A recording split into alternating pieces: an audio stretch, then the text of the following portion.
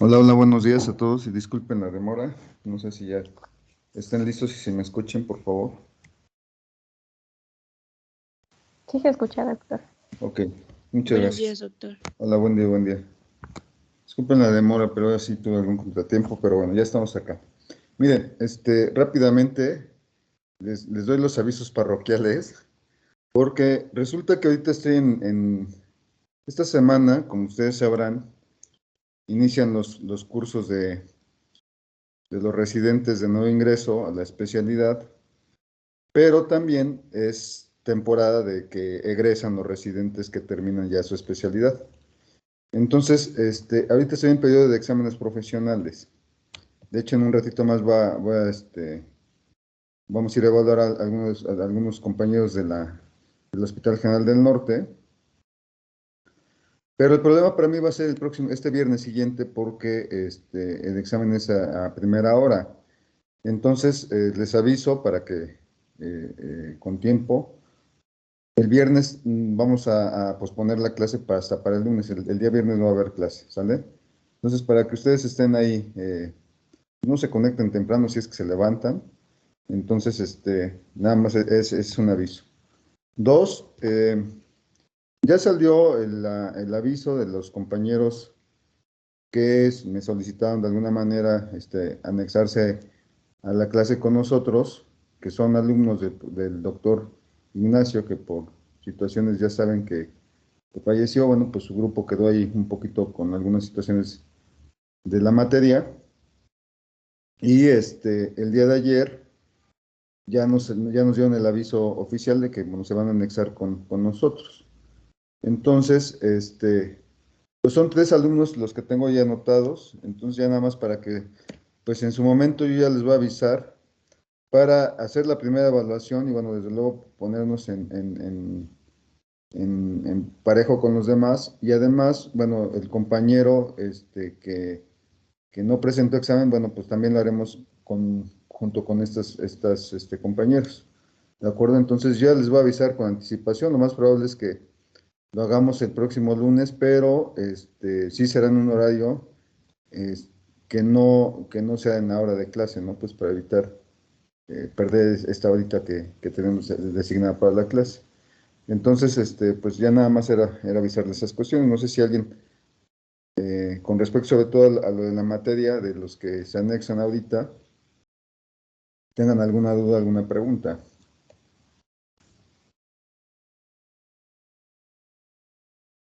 Yo, doctor, buenos días. Hola, Quería pedirle que ¿sí? si sería tan amable de agregarnos al grupo de Teams para poder acceder a las grabaciones de clase, por favor. Ah, ok, sí, yo los agrego. Bueno, no sé si, de momento creo que sí pueden ver la clase, ¿no? Sí, sí se Ok. puede. Entonces ya los anexo, los agrego ahí en la lista, para que no tengan ese inconveniente. ¿Sale? Ok, muchas gracias. Sí. Bueno, ya pues estos son los avisos parroquiales. Eh, Vamos a continuar con la clase, pues para que, creo que hoy terminamos esta parte de anticoncepción. Ya les comentaba que todos los anticonceptivos hormonales vienen combinados o con solo progestina. Y de hecho, quien tiene el efecto de anticoncepción, pues es la progestina. Aunque alguien ahí también preguntaba, pues bueno, ¿cuál era la utilidad de dar estrógenos con progesterona en las pacientes con hormonales, ya sea inyectables, transdérmicos o de cualquier tipo? Efectivamente, ya comentábamos que el estrógeno en estas pacientes lo que hace es generar ciclos artificiales, es decir, damos estrógenos pues para estimular el endometrio, se estabiliza con este estrógeno y bueno, y finalmente se va a generar ciclos artificiales. Pero también, indirectamente, también actúa sobre FSH al haber aumento en la producción de estrógenos de alguna manera también va a inhibir el pico del LH, ¿no? Es decir, hay estrógenos, se produce la inhibina y esta inhibina va a inhibir el estímulo por parte de la hormona folículo estimulante y como consecuencia, pues también va a disminuir niveles de LH y va a bloquear ese efecto gatillo que existe durante la ovulación, ¿no? O preovulatorio, perdón. Entonces, también tiene ese efecto, el estrógeno también tiene ese efecto, aunque realmente el efecto anticonceptivo lo da la progestina por sí sola, ¿sale? Entonces, bueno, se han hecho diferentes combinaciones, los hormonales orales, tanto hormonales combinados, tanto inyectables, orales, transdérmicos, pues todos vienen combinados con algún estrógeno más progestina, ¿sale?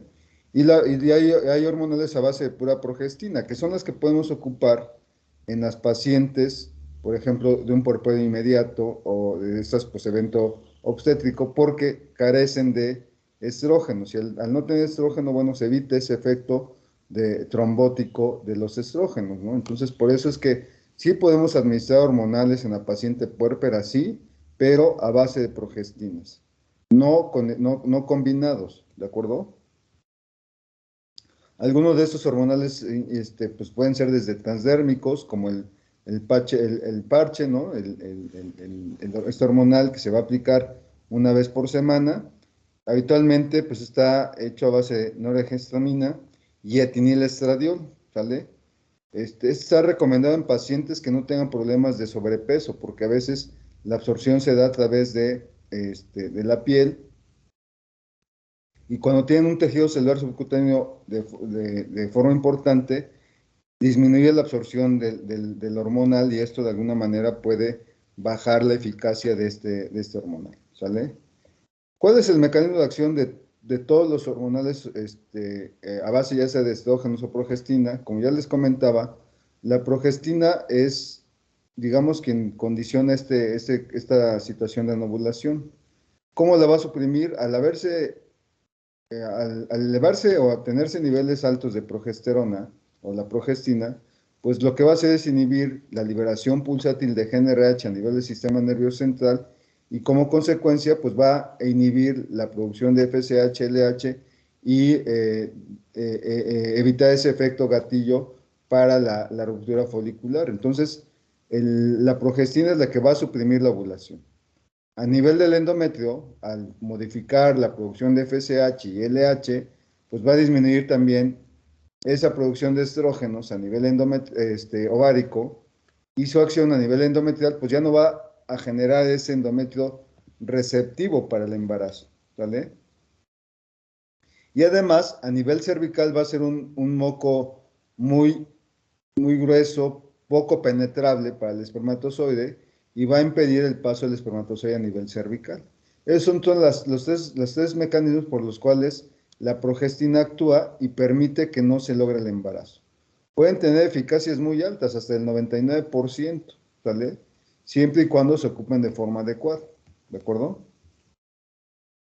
Acuérdense que los hormonales orales vienen siempre con estos estrógenos, estradiol o mestranol, más una progestina, la que ustedes gusten, ¿sale?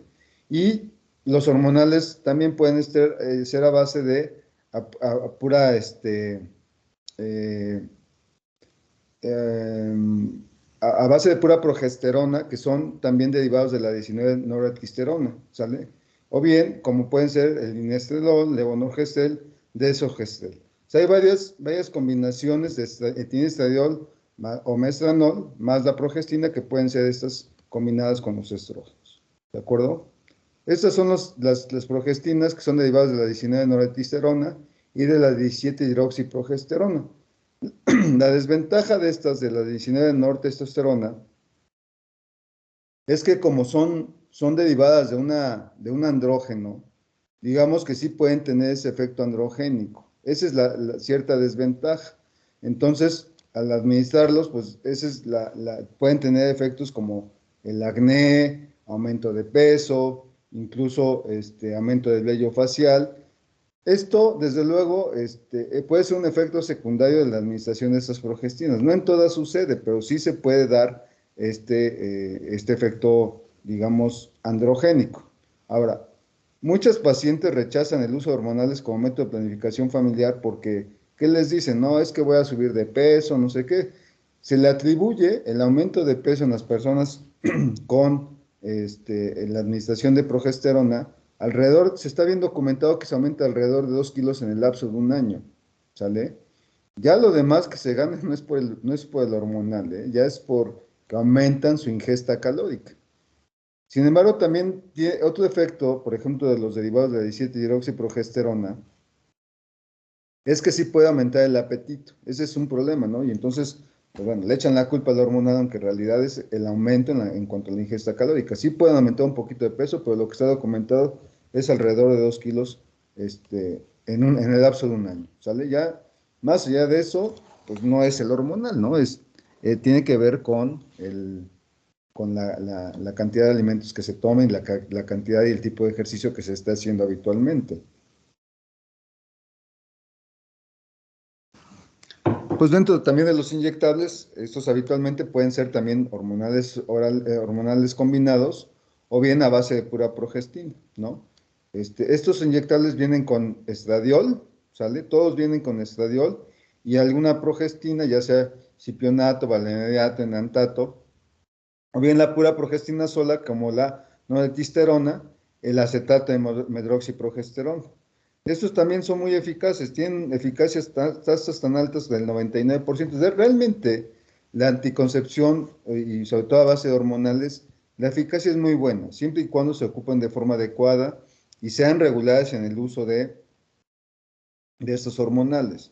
El problema de esto es que sí, digamos que a diferencia de los hormonales orales, mantienen un efecto sostenido de la liberación de estas hormonas y puede dar más efectos secundarios como mastalgia.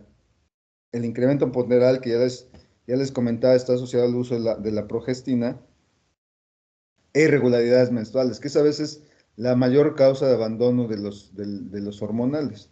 El problema de este tipo de hormonales inyectables es que a veces se deposita, son de depósito, y bueno, se va liberando de forma gradual, y esto puede desestabilizar el endometrio y dar sangrados intermitentes, el famoso spotting, ¿no? Entonces puede estar dando sangrados, y eso a muchos pacientes les incomoda, ¿no? Pero la eficacia se alcanza hasta el 99%, ¿sale? Hay también implantes subdérmicos. Anteriormente eran 6 varillas de levonorgestrel, ya está en desuso. Ya afortunadamente los implantes son de una sola varilla a base de etonorgestrel. Y la verdad es que es un método anticonceptivo de los mejores en cuanto a eficacia. Prácticamente alcanza la misma eficacia que los tratamientos quirúrgicos o estos tratamientos a base de oclusión tubárica bilateral o la vasectomía. Y la ventaja es que es a base de pura progestina, entonces es una ventaja que se puede ocupar post evento obstétrico, ¿no? Desde luego se tiene que tener el conocimiento y la capacitación pues para la colocación del mismo, y una de las situaciones que puede condicionar pues es hematoma en la colocación del implante. A veces puede dar esa migración del propio implante, a veces porque si se coloca de forma inadecuada, puede quedar entre las fibras musculares y de alguna manera la propia actividad, el propio movimiento y la propia contracción del músculo, de alguna manera puede estar asociado al desplazamiento de ese implante. Si nos ha tocado pacientes que de repente pues ves que se los colocan de forma adecuada y retirar, el momento de retirar no encontramos la varilla del implante, ¿no? El dispositivo, y es difícil porque a veces se migra hasta porciones muy profundas del músculo, y en alguna ocasión a mí me tocó encontrar y sacar un dispositivo hasta el área en la porción más proximal del brazo, que incluso tuvimos que entrar con el servicio de cirugía pues para poder retirar y no lesionar algunos nervios que se pudieran encontrar.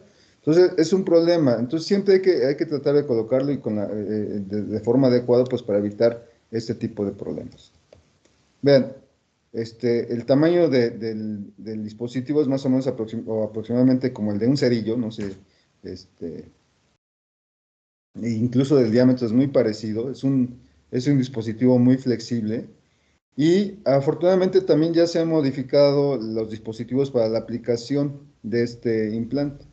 Es muy sencillo, se tiene que hacer en el pliegue bicipital, ¿sale? Y Este dispositivo, vean, acá abajo tiene, bueno, este es un capuchón que protege la aguja donde va este implante. Y lo que se hace es infiltrar alrededor de 1 centímetro donde se va a colocar el implante con gilocaína simple o a veces se recomienda con gilocaína con epinefrina, pues para evitar sangrados, incluso esto al condicionar vasoconstricción, pues también evita hematomas y se introduce, ¿no? Este dispositivo se coloca por debajo de la piel y una vez que ya se introduce toda la aguja en la piel, este dispositivo se tracciona y lo que va a hacer es depositar este implante, ¿sale? Bueno, y para retirarlo, bueno, pues se tiene que hacer alguna incisión también. Son agujas de diámetro muy, muy importante, entonces sí hay que infiltrar, no se puede hacer así en vivo porque pues sí les puede molestar a las pacientes, hay que ocupar alguna técnica de asepsia y antisepsia para la propia colocación del dispositivo, ¿sale? Bueno, desde luego hay indicaciones dentro de los hormonales combinados y los orales sobre todo, pues es que, y es un inconveniente que lo tienen que estar tomando todos los días, todos los días, todos los días, o bien en cuanto a los inyectables, pues sí tienen que ser muy constantes y ser muy cuidadosos en cuanto a la flecha de aplicación y la programación para la aplicación de los hormonales. Entonces es una situación que a veces a los pacientes les incomoda y bueno, la ingesta diaria del hormonal, pues también a veces no, hay pacientes que son olvidadizas, no son tan constantes en el uso y bueno, pues eso de alguna manera, pues puede generar que se pierda esa eficacia en cuanto a la anticoncepción de los hormonales, ¿no? Y desde luego la progestina sola está indicada cuando hay contraindicación para la aplicación de los estrógenos, como ya les comentaba el ejemplo de la paciente puérpera que tiene un estado protrombótico, pues está contraindicado el uso de estrógenos. Por eso es que se recomienda el uso de progesterona sola, ¿sale? Bueno, dentro de los hormonales está contraindicado, desde luego si hay embarazo, pues está contraindicado. La lactancia está entre comillas, se puede ocupar hormonales orales combinados, incluso se puede ocupar los hormonales a base de pura progestinas, no hay contraindicación para el uso de la lactancia. De hecho, a veces ha sido una situación en la cual y constantemente se escucha que no pueden dar algún hormonal porque están lactando, no pasa absolutamente nada. Y si dan hormonales orales, si dan hormonales combinados, podría ser, siempre y cuando ya se haya instalado adecuadamente la lactancia y bueno, la recomendación de la norma oficial mexicana es que sea después de 4 a 6 meses de haber instalado la lactancia. Hablando de hormonales orales combinados. Si son hormonales a base de pura progestina, puede ser en el porpodio inmediato. Desde luego, ya les comentaba que enfermedades tromboembólicas está contraindicado totalmente el uso de hormonales a base de estrógenos, ¿sale? En cualquier tipo de cáncer ginecológico, acuérdense que los cánceres pueden ser receptivos a hormonas y esto puede incrementar o favorecer la agresividad del cáncer. Desde luego, cualquier patología hepática, acuérdense que el metabolismo también de este tipo de hormonas se lleva a cabo a nivel hepático y entonces cualquier enfermedad hepática contraindica el uso de estos hormonales. Y desde luego hay fármacos que hay una lista y eso hay que hacer una revisión. Hablar de anticoncepción es un tema demasiado largo, ¿sale? Pero hay muchos fármacos que pueden competir con los hormonales y de alguna manera bajar la eficacia tanto del hormonal como del fármaco de base que se pudiera estar tomando. Entonces es importante considerar si es que se está tomando algún otro fármaco, pues para ver qué tan bueno sería utilizarlo de forma conjunta o preferentemente contraindicarlo, pues para evitar que el fármaco que está tomando de base no disminuya su eficacia y que también la eficacia del hormonal no se vea afectada. Desafortunadamente también tiene efectos secundarios como son la náusea, el vómito. Hay pacientes que no toleran los hormonales y pues entonces hay que buscar otras alternativas a base de tratamientos no hormonales, ¿no? Puede darle cefalea, mareo, puede dar ese cloasma, ese manchado a nivel de la carita y que bueno, también eso a muchos pacientes no les gusta y el spotting que ya les había comentado. Dentro de los tratamientos definitivos hablamos de la oclusión tubárica bilateral. De estas hay abordajes abiertos y laparoscópicos con múltiples técnicas quirúrgicas, no solamente es una o dos técnicas quirúrgicas, se conocen alrededor de unas 14, 16 técnicas quirúrgicas, hablando de abordajes abiertos y laparoscópicos. Entonces, digamos que la finalidad de este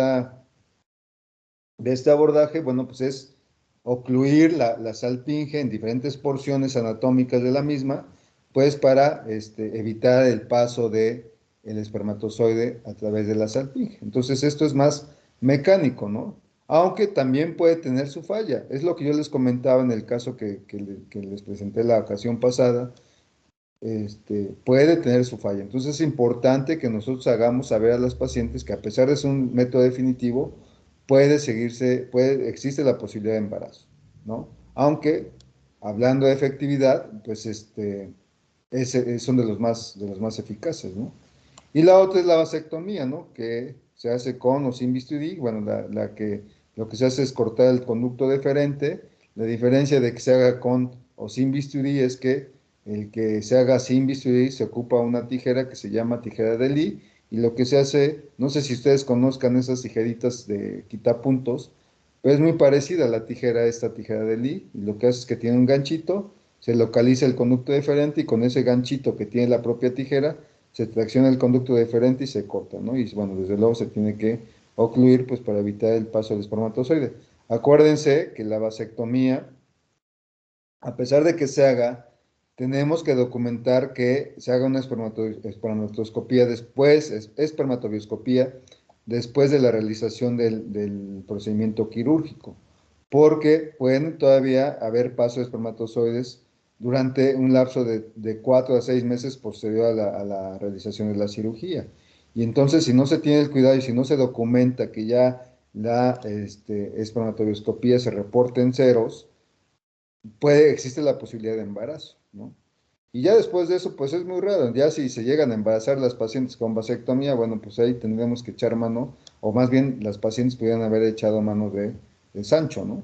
Entonces es importante que una vez que se realiza la vasectomía, realmente la eficacia es muy alta, ¿eh? Digo, no se habla de un 100% porque se sabe que se han podido embarazar, ¿no? Pero es extremadamente raro, muy, muy raro que después de una vasectomía, una vez que se documente que ya no hay que ya la cuenta espermática está en ceros, pues que se puedan embarazar estos pacientes. Entonces, si se embarazan, bueno, pues hay que buscar otras causas de embarazo. ¿Vale?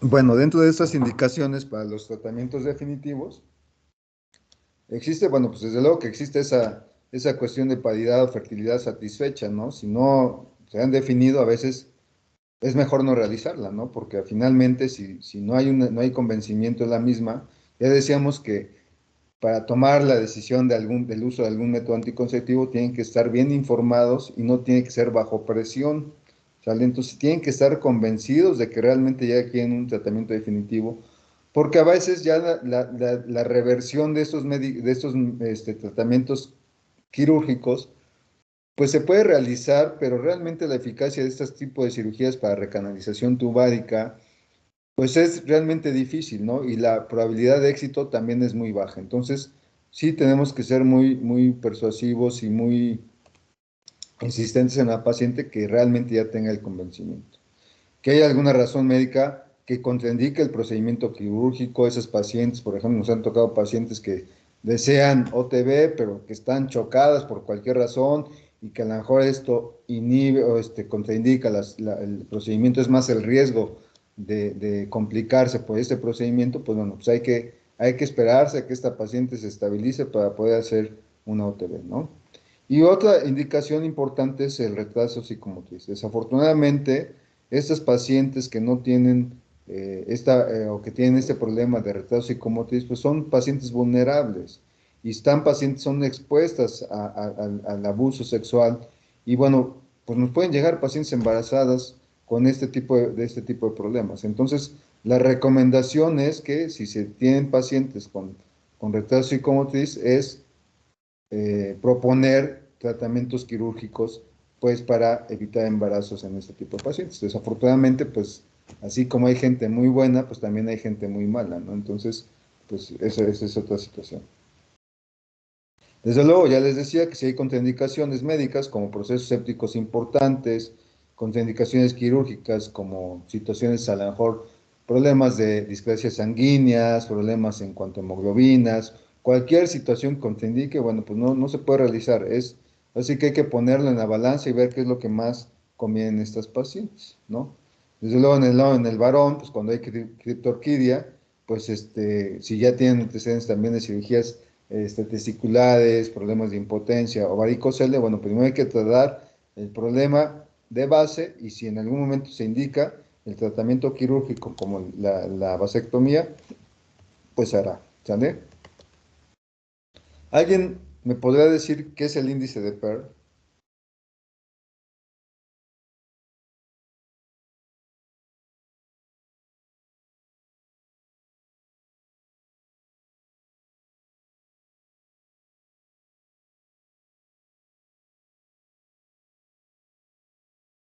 ¿Alguien ha leído el índice de Pearl? Es un índice que consiste en el número de embarazos no planificados por cada 100 mujeres al año. A su mecha, hasta parece que lo estoy leyendo, ¿eh? Exactamente. Es que sí lo ¿Sale? tuve que buscar, Doc, Tal porque cual, la ¿eh? verdad no sabía. Bueno, muy bien. Está bien. Bueno, pues ese índice de PER, efectivamente, nos habla de ese número de embarazos que no se buscan por cada 100 mujeres al año, pero que además ocupan un método anticonceptivo de forma adecuada. Es decir, ya les decía, hablando de un ejemplo, ¿no? Por ejemplo, el preservativo, ¿no? Yo les decía que para que alcance esa eficacia tan alta del preservativo, se tendría que utilizar en todas las relaciones sexuales y de forma adecuada, ¿no? Es decir, que la colocación adecuada en el paciente adecuado. Entonces, cuando llega a fallar este método anticonceptivo en estos pacientes o en esos pacientes que lo ocupan de forma regular y de forma adecuada, a eso se refiere el índice de Pérez cuando llega a fallar. Entonces, vean cuánto fallan estos métodos anticonceptivos de acuerdo a este índice de PER y veamos que los que mejor índice tienen pues, son los métodos quirúrgicos. ¿Sale? Sin embargo, también se ha visto que los hormonales actualmente a base de progestinas, como son el implante subdérmico y el levonorgestrel, alcanzan índices de PER muy bien bajos, ¿no? Entonces, realmente alcanzan una eficacia y en general todos los hormonales alcanzan un índice de PER bastante bajo. Entonces, eso habla de que su eficacia es alta, siempre y cuando se ocupen de forma adecuada en el lapso de un año, ¿no? Entonces, incluso hasta la T de cobre, que en algún momento se decía que no tiene tanta eficacia, pues vean el índice de PER, no llega, no falla tanto en cuanto a esta, en cuanto a la eficacia del propio anticonceptivo, ¿no? Y lo que sí, pues es el preservativo y los métodos naturales que ya habíamos comentado anteriormente, ¿sale? Entonces, desde luego, pues el índice de PER se va haciendo menor, de acuerdo a cómo van avanzando la edad, también porque la capacidad del folículo va siendo menos y, bueno, desde luego, pues va disminuyendo, ¿no? Conforme va aumentando la edad. O sea, entre mayor edad, pues el índice de PER va a ser menor, ¿no? Por cuestiones ya propias de la fisiología y de la propia ovulación.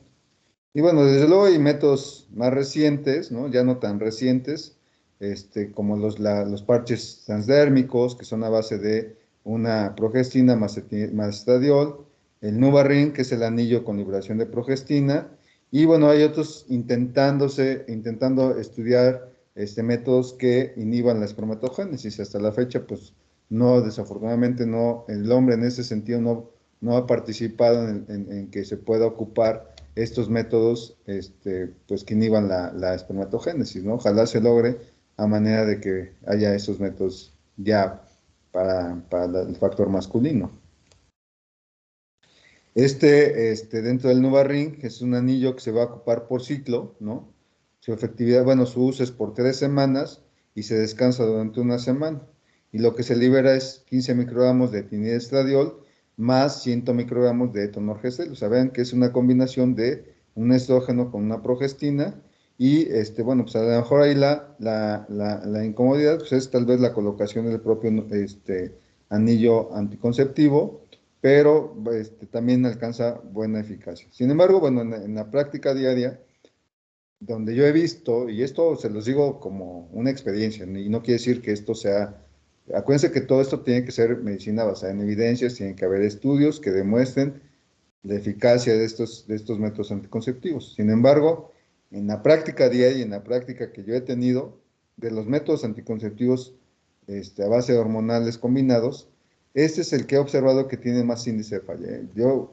Me han tocado varias pacientes que ocupan, tal vez sea la incorrecta utilización del anillo, pero nos han tocado varias pacientes que se han embarazado con este método anticonceptivo, ¿sale? Y la otra es que tal vez sean las dosis de los hormonales, ¿no? Bueno, habría que ver si la colocación es de forma correcta o no y el uso adecuado del método anticonceptivo. Pero bueno, eso es algo personal, eso en medicina no se vale, eso se tienen que hacer estudios pues para demostrar que sean eficaces o no los métodos anticonceptivos. Bueno, y otro método es la anticoncepción de emergencia, que realmente no es un método anticonceptivo, ¿no? Es anticoncepción de emergencia. Y bueno, puede ser desde un fármaco o un dispositivo que intenta prevenir un embarazo después de la relación sexual sin protección, ¿vale? En Estados Unidos se alcanzan alrededor de 3 millones de embarazos al año, así inesperados. Es ching, pues ya se quedé embarazada, ¿qué hago, no? Miren, prácticamente la mitad terminan en abortos inducidos. Y esto son datos en Estados Unidos, en México no lo tenemos, ¿no? Digo, ya actualmente se está legalizando el aborto en nuestros medios, se están viendo todas estas cuestiones, que aún hay situación de controversia, pero afortunadamente pues empieza a entrar en vigor este tipo de normas en nuestro país. Pero vean, la mitad prácticamente terminan en aborto inducido, entonces un gran porcentaje pues, son embarazos no deseados, ¿sale? Acuérdense que el embarazo se define como la implantación del huevo en la cavidad uterina, no desde que se da la fecundación. Sin embargo, bueno, esto también es motivo de controversia, habrá quien te diga que es desde que se da la fecundación. Son situaciones que, bueno, no nos vamos a meter en detalles, pero bueno, ese es el concepto que yo les voy a dar de embarazo, ¿sale? Vean, la anticoncepción de emergencia, pues en los países europeos, la gran mayoría las ocupan en las primeras 3 horas postcoito. Datos estadísticos de acá de la Secretaría de Salud, reportan que la gran mayoría quien ocupa la anticoncepción de emergencia son parejas menores de 25 años. El otro porcentaje alto es por ruptura de preservativo y pues otro porcentaje no tan alto es porque tienen relaciones sexuales y no hay algún método anticonceptivo, ¿sale? Dentro de los hormonales de emergencia encontramos los hormonales orales combinados, también se pueden ocupar como hormonales de emergencia y te les voy a explicar cómo. Progestinas únicas, que es el post-day, ¿no? La píldora del día después. Algunos a base de danazol, mifepristona, que también ya está en nuestro medio, en México, y la colocación del DIU. Dentro de la anticoncepción de emergencia está las indicaciones, bueno, el coito sin protección, aquellas pacientes que han sido violadas, ¿no? Que también en nuestros medios no se imaginan la cantidad de pacientes que acuden a consulta por violencia y por violación y por estas situaciones y que pues requieren del manejo de la anticoncepción de emergencia, por ruptura o deslizamiento del preservativo, aquellas pacientes que olvidan tomar, ¿no? El método anticonceptivo por 2 o más días, ¿no? O bien, digamos que también el inyectable, que el diafragma se haya movido, que se haya pues de alguna manera perdido esa posición adecuada para la protección como método de barrera, y aquellos pacientes que solamente ocupan espermicidas. Acuérdense que estos son los que menos eficacia tienen por sí solos. Aquellas que también han olvidado la colocación del parche, o bien que pues, olvidaron la aplicación del hormonal, ¿sale? Dentro ya les decía que se puede ocupar el hormonal oral combinado como un método de emergencia, de anticoncepción de emergencia. Se llama, bueno, ya desde 1972, este autor Yuspe lo planteaba y era a base de 100 microgramos de tinidestradiol más 1 miligramo de levonorgestrel. Por ejemplo, ustedes vean, no sé, les voy a dar el ejemplo del Nordet, que viene con el tinidestradiol y levonorgestrel, y ahí se pueden dar 4 tabletas, ¿no? En un intervalo de cada 12 horas, ¿no? Para completar estas dosis de tinidestradiol más levonorgestrel, y con esto se alcanza la anticoncepción de emergencia. Se tienen que tomar dos tomas de 4 tabletas cada toma. Sin embargo, bueno, pues son dosis altas, muy altas dosis de estrógeno para una sola toma, y esto el problema es que sí les puede dar náusea, vómito, dolor de cabeza, y incluso pues a veces no toleran el medicamento, ¿no? Este medicamento se tiene que tomar igual dentro de las primeras 72 horas postcoito, y desde luego la dosis de levonorgestrel, el post-day, ¿no? Que es a base de levonorgestrel, es una progestina sola de 0.75 miligramos, que se tienen que hacer en un intervalo de cada 12 horas en 2 tomas. Actualmente ya hay tomas de una sola, de 1.5 miligramos de levonorgestrel, que es una sola toma. También se puede tener dentro de las primeras 72 horas, y la ventaja es que tiene menos efectos secundarios que el método de Yuzpe, aunque la eficacia es prácticamente la misma, ¿no? La tasa de embarazo es de 2.4 versus 2.6 con el uso de uno y otro. Sin embargo, pues ambos métodos de emergencia orales son eficaces. El mifepristón es un progestano derivado de la norepinefrina. Lo que va a hacer es inducción de parto, inducción de aborto, y bueno, también se ocupa como tratamiento de endometriosis. Va a inhibir la foliculogénesis, pero digamos que este sí es un abortivo. En fase, lo que va a haber, va a evitar fases lúteas adecuadas, y con esto va a evitar la implantación. Acuérdense que el cuerpo lúteo es el que va a permitir la producción de progesterona, y cuando hay embarazo es el que va a dar sostén al embarazo. Entonces la mifepristona lo que va a hacer es que va a inhibir la fase lútea temprana, y como consecuencia va a inhibir la producción de progesterona y va a evitar la implantación, ¿sale? Entonces sí se considera un abortivo, y desde luego pues va a inhibir el desarrollo del producto, ¿sale? Se puede ocupar hasta en 15 días, hasta 20 días después del coito, pero bueno, pues ya es en etapas avanzadas del embarazo, ¿sale? Bueno, anteriormente se tenían como píldora de emergencia, y esto, pues fíjense, desde 1998 se tenían 4 tabletas de levonorgestrel, se daban hasta un gramo del levonorgestrel, y había como kits, ¿no? Tenían sus 4 tabletas de levonorgestrel, su prueba de embarazo, para pues poder ocupar o no este método, ¿no? Entonces la indicación son .75 miligramos de levonorgestrel como método de emergencia, ¿sale? Entonces, pues ya está aprobado desde el 2003 en nuestro medio. También está aprobado ya por la norma oficial mexicana. Y bueno, desde luego, pues el problema de este método de emergencia es que sí les puede dar náusea, vómito, hasta en un 30, un 50%, mucha fatiga, sensibilidad mamaria, ya que es una progestina y tiene acción a nivel de la glándula mamaria, dolor de cabeza, dolor abdominal, y bueno, las recomendaciones a veces da un antiemético una hora antes, después de la toma o antes, perdón, de la toma de la píldora del día después, ¿no? Como la meclicina es un antiemético, cualquier otro antiemético puede funcionar. Si se vomita en la tableta, pues hay que repetir la dosis, desafortunadamente, ¿vale? Entonces, la anticoncepción de emergencia se puede ocupar antes de la implantación. Esta anticoncepción lo que va a hacer antes de la implantación va a inhibir o retrasar la ovulación. Pues es importante que sepamos en qué periodo del ciclo menstrual se toma este método anticonceptivo. Se puede tomar, ustedes de acuerdo a la fase del ciclo, pues van a saber cómo va a estar actuando este método anticonceptivo de emergencia, ¿no? Si se da antes de la implantación, bueno, puede inhibir o retrasar la ovulación, va a prevenir la implantación propia, y otras hipótesis es que hay interferencia con el cuerpo lúteo, previene el transporte de gametos e inhibición directa sobre la fertilización.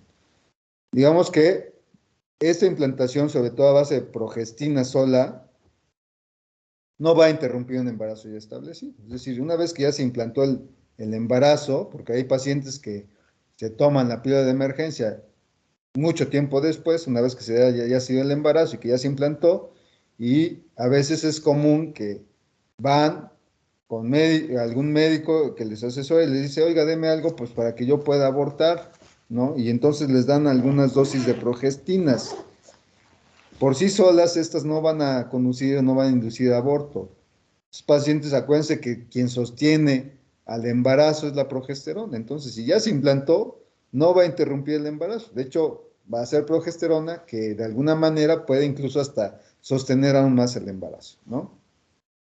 Entonces, miren, de 100 mujeres que tienen una relación sexual sin anticoncepción en la segunda, tercera semana del ciclo, 8 mujeres se embarazarían si no ocuparían este método de anticoncepción de emergencia, ¿sale? Acuérdense, no todas las mujeres en una relación sexual se van a embarazar, pero sí hay un porcentaje alto que se puede embarazar. Sin embargo, de estas 8 mujeres, ¿no? Digamos que de estas mujeres que si ocuparan algún método de anticoncepción, solo se embarazarían 2 si lo ocuparan como método de emergencia. Miren, estas dos caritas que ven acá, bueno, son 2 niñas, pero debía haber puesto la foto de mis hijos, ¿no?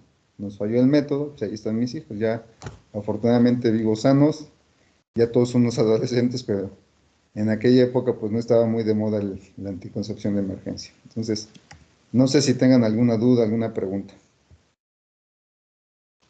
Seguramente muchas. Doctor, yo tengo una duda. Sí. Es que, bueno, mi duda era en sí, en decir si, en preguntarles si, por ejemplo, en el caso de la anticoncepción de emergencia, como que a lo mejor hay un periodo en el que tarda en restablecerse bien los ciclos, o por ejemplo que Sí. la paciente puede estar anovuladora, porque incluso tengo un caso Ajá. clínico relacionado a eso, no sé si gusta que lo comente. Ajá, coméntalo, sí, sin problema. Que, por ejemplo, una vez que llegó a consulta bueno, un paciente con su pareja y pues argumentaban esto, que habían tenido relaciones sexuales, pero pero ya habían pasado 5 semanas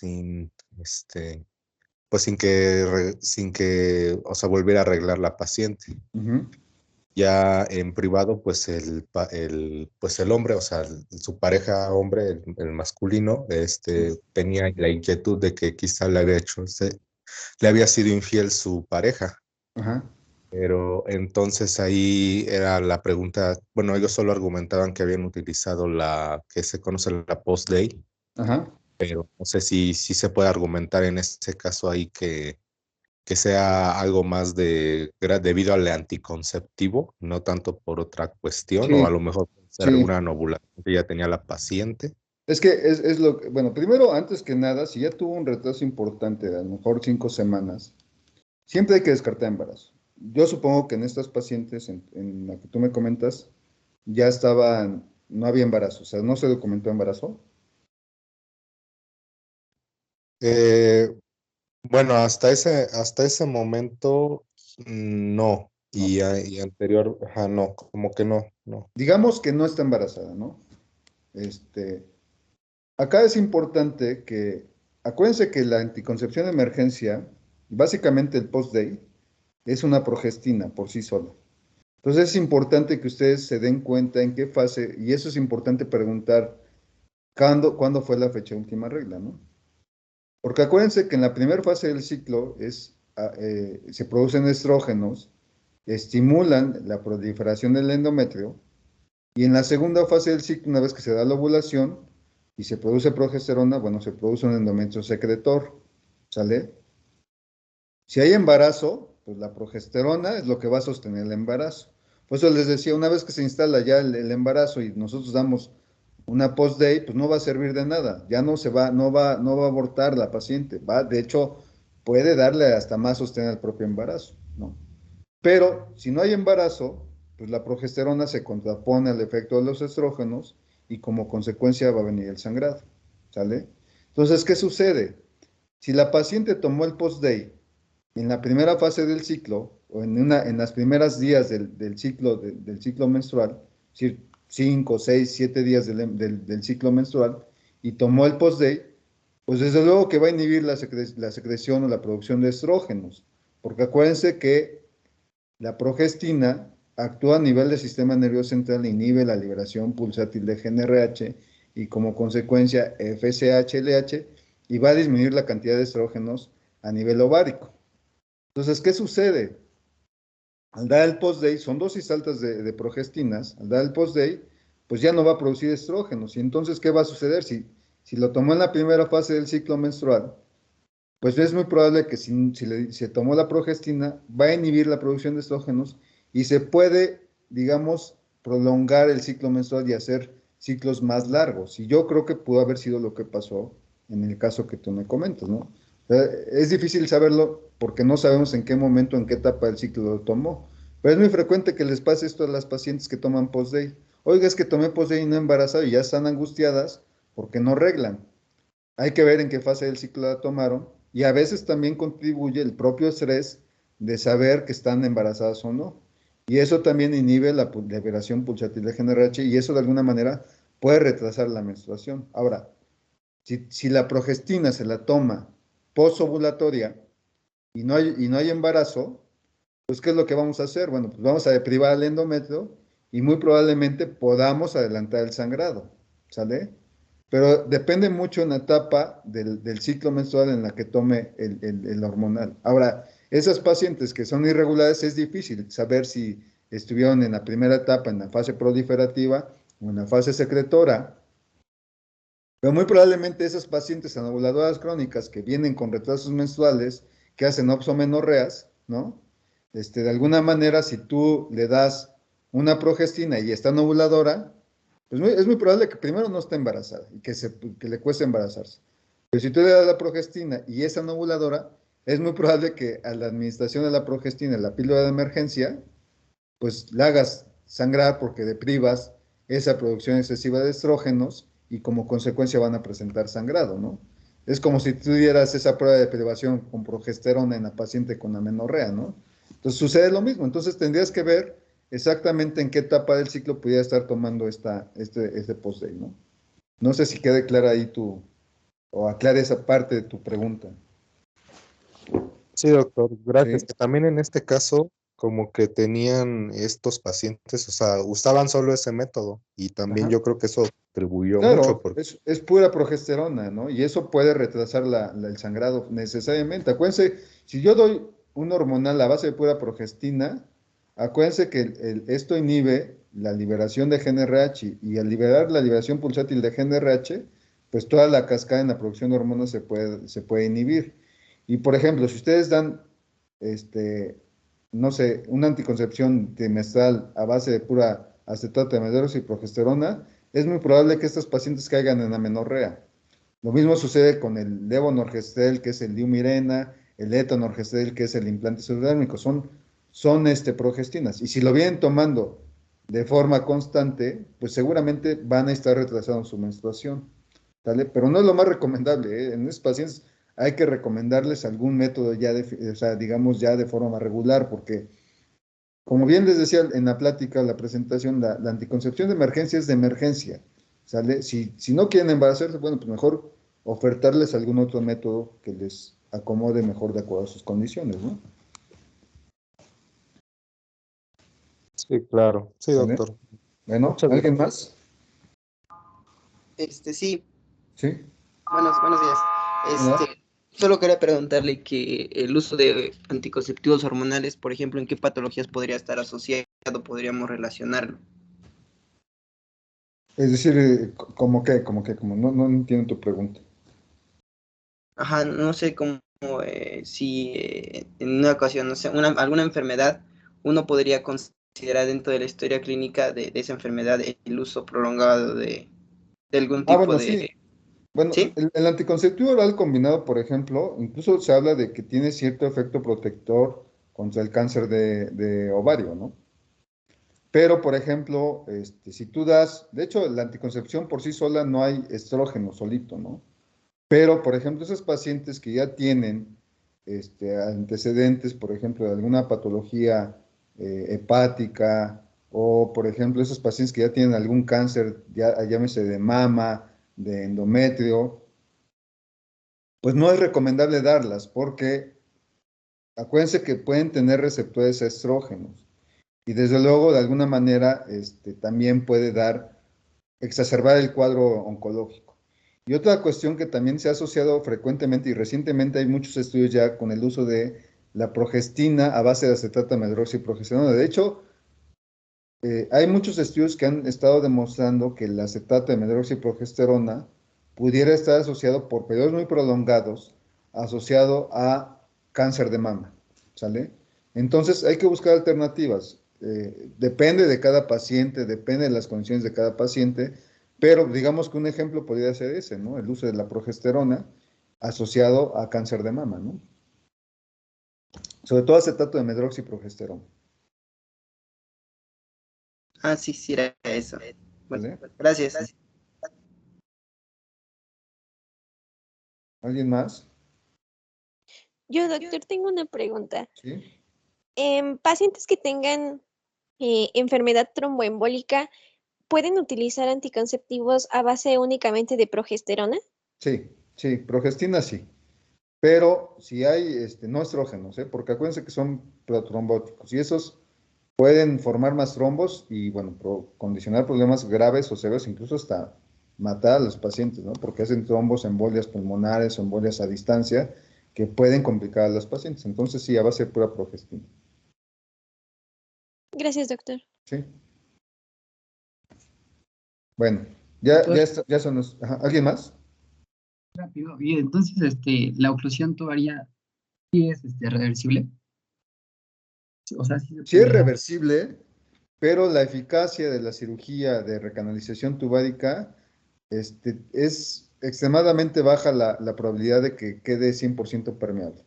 Se habla que tiene una eficacia hasta de un 20% de la recanalización, pero el riesgo de recanalizar a estas pacientes es que si se embarazan, pueda haber un embarazo ectópico, ¿vale? Entonces, no es muy recomendable. La verdad, incluso ahora los biólogos de la reproducción, cuando ya tienen ese antecedente de una oclusión tubárica bilateral, la recomendación es mejor hacer una fertilización in vitro con transferencia de embriones. Sí se hacen, ¿eh? Pero, y también depende de la porción de salpinge que se haya ocluido, ¿no? Y la porción de salpinge que se haya cortado durante el procedimiento quirúrgico. Es que depende mucho. También, incluso pudiera ser por la paroscopía, a veces en esa nave se ponen algunas grapas, algunas ligaduras como tal, no se cortan las salpinges y esas son más reversibles. Sin embargo, te digo, depende de las condiciones y las características del procedimiento realizado. Ok, muchas gracias, doctor. Sí, sí, sí. ¿Alguien más? Bueno, vamos a dejarla acá. Entonces, nos vemos el día lunes, por favor. El viernes, pues, descansen un ratito más y ya platicamos el día lunes, por favor, ¿sale? Y ya yo les aviso a los alumnos que se acaban de integrar, pues la cuestión del examen, si es que lo hacemos el lunes o en alguna otra fecha, junto con Gabriel, me parece que es el que me faltó, ¿sale? Sí, doctor, por favor. Bueno, cuídense mucho, que estén muy bien. Buen día. Hasta luego, Hasta luego, doctor. gracias. Bye. Gracias, doctor. Gracias, doctor.